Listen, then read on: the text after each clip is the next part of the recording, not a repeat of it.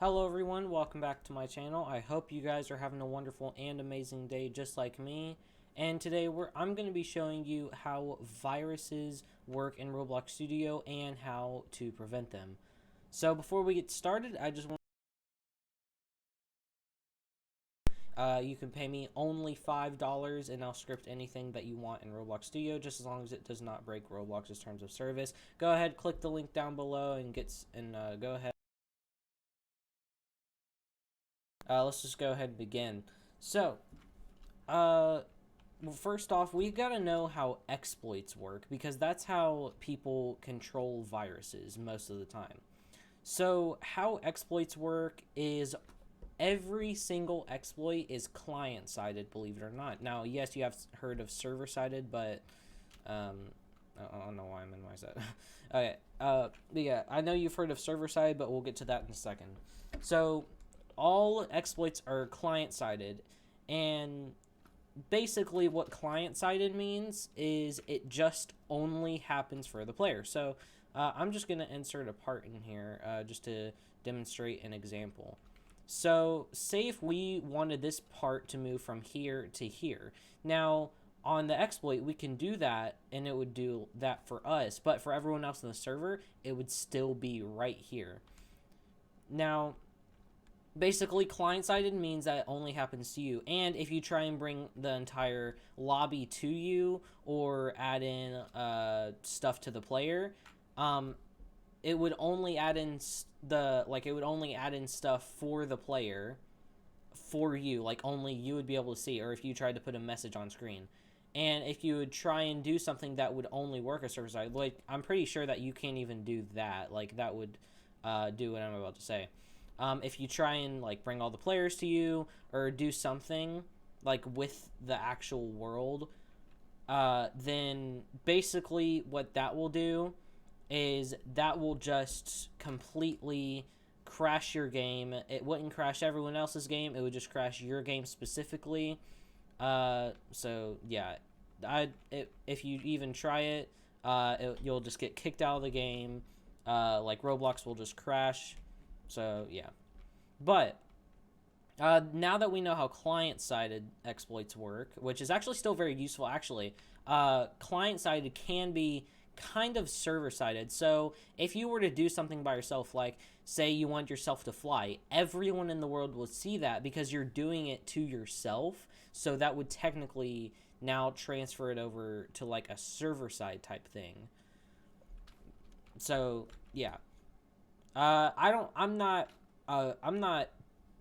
too sure why, but I do know that it definitely has something because you're using a client script on yourself or a local script on yourself. So yeah, that's really it for that. And viruses are also client-sided, like exploits are actually really hard to detect, or at least most are, because I know one called Skisploit. Basically what it does is it would just add in a local script called Skisploit into your player script. So that's really easy to prevent. You just make a virus detector, and whenever a script or whenever something is added into the player and it's a script or whatever called like Skisploit, you can easily prevent that, and you can easily either ban them from the game or yeah. Like you can ban them from the game, kick them from the game. And B tools are also pretty easy to detect because it goes in the player's inventory. So if if B tools just go in the player's inventory, then you can easily kick them or ban them when that happens. So yeah.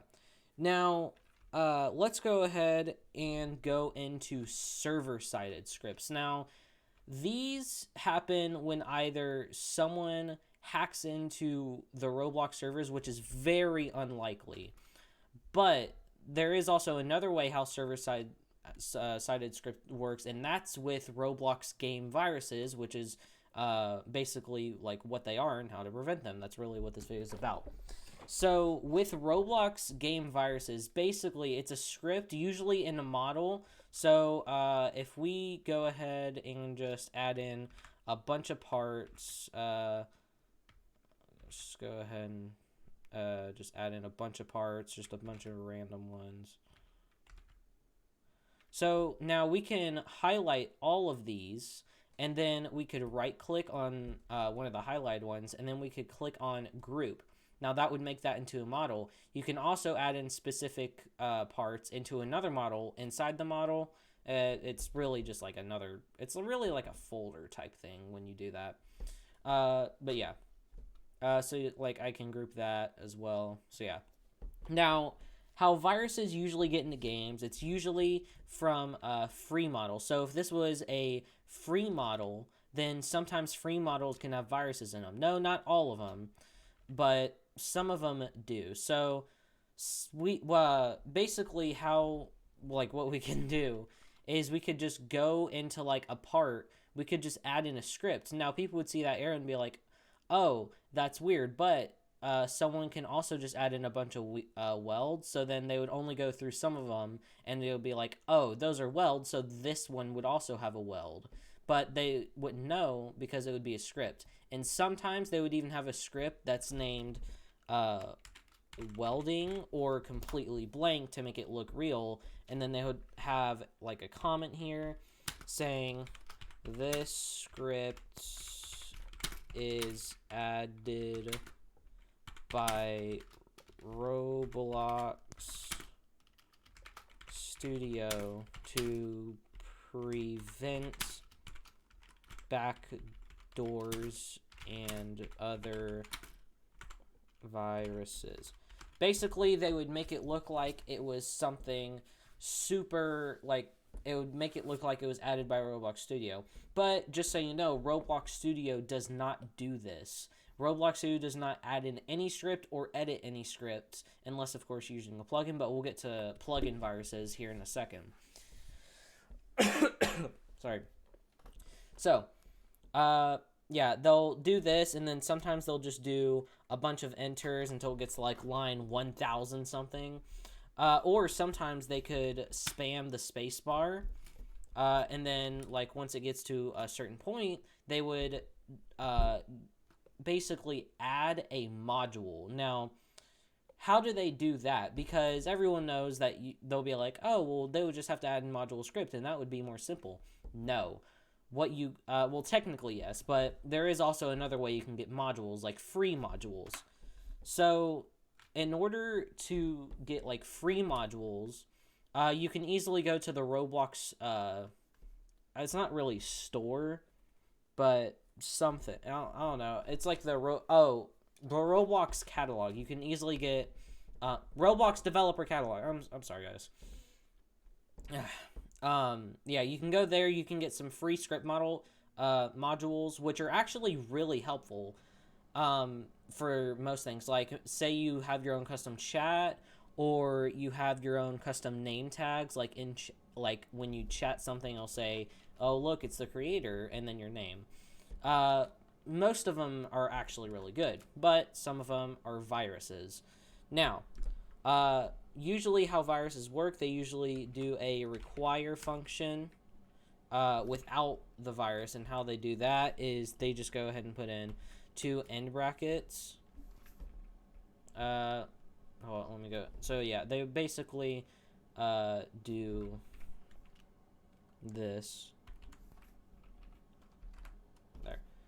And then after the end bracket, they would do require, and then they would put in parentheses, then the module ID. So now basically this script is just the actual module itself without you knowing when the game actually starts up. So look, as you can see, this seems really realistic. Like, oh look, it was added in by Roblox Studio to help backdoors and stuff. No, it's not. What you do, you go all the way to the end, and you'll usually see a require function, or sometimes it's like 2 string and 2 number, just to make it look more complex, so people don't know what's actually going on. But when you go to the require function, you just type in they have the ID of the actual module, which basically replaces the script with the module without you knowing, and even when you start up the game, you don't even know. So yeah, that's basically how viruses work and how people get server-sided viruses into games. Now, how do we prevent these? Well, what we can easily do is we can go into our models and go ahead and make sure that there isn't any scripts in the modules. What you can also do, you can go to filter workspace and you can search up script, and it'll show up all the scripts, and then you can see what module it's in, which is an easier way of doing it. But sometimes when you have multiple scripts in, like, say, server script service or the starter player scripts area, or basically all that, sometimes that can get hard. But luckily, they usually filter those out. Oh, you can actually do Control-Shift-X to filter it out, or can you? Oh, okay. That just goes to here. Okay, never mind. But yeah, basically that's how server-sided viruses work. And server-sided viruses are a lot more dangerous. Now, remember on the client-sided how we said, oh yeah, we can't bring all the players to us because then it would crash the game. Now they can do that, and they can basically do anything to your game. Now, no, they can't. Now, no, they can't like actually edit the game for everyone, like all around the world. No, they can only do it for that one specific server. And if one of your servers are exploited in using server-sided, I would recommend, first of all, shutting down all your servers to make sure that no other servers have been exploited, and maybe even lock down your game and find out where your server-sided virus is coming from, just to be safe. Like, obviously, you want to find out where your server-side virus is, so then no one else can do a like a server-sided exploit. But I would recommend just locking down your game. How you can do that? Well, you can easily just change it to private. If you have like a big game, or what you can do is you can go to like your game group, if you have one, and make an announcement saying that, hey, there have been server-sided exploits going on. We're taking them down right now, or something like that. Or what you can do is you can go to your game page, and then you can do like, it's like a configure something, configure game. Yeah, it's configure game. You go there. There's like an option like on the sidebar that says updates. You click on updates, and you can just put in like an update for the game, and everyone who has the game favorited will get a notification on Roblox saying like the message that you wanted to put for the update on your game. Now, yeah. I mean, that's really it for that. Now, obviously, do not go and make server-side viruses, because that's just going to get you banned on Roblox. But let's go ahead and now, this should be our last topic on this video, plugin viruses. Now, how does that work? Well, plugin viruses, they usually, like here. So I'll go and take mine. So if you right-click on mine, you can see that there is a bunch of... maybe... I wonder if I can, like, see... Oh, I guess not. Okay. But anyway, so... Wait, manage plugins, I'm pretty sure? I don't know. I want to make sure that, let's see. Let's go to my plugin. Yeah, see? So... here are some of the permissions that the plugin will have. So you can obviously turn these on and on. Now, I have script injection because I have to add in a script for the leaderboard plugin, since it adds in a script into your server script service, like actually creating the leaderboard. So yeah. But if you go to your plugins, in order for viruses to work, they will always have this script injection. You can see this, the reason: by allowing script injection, this plugin may insert or modify scripts that perform malicious... ooh, what the heck?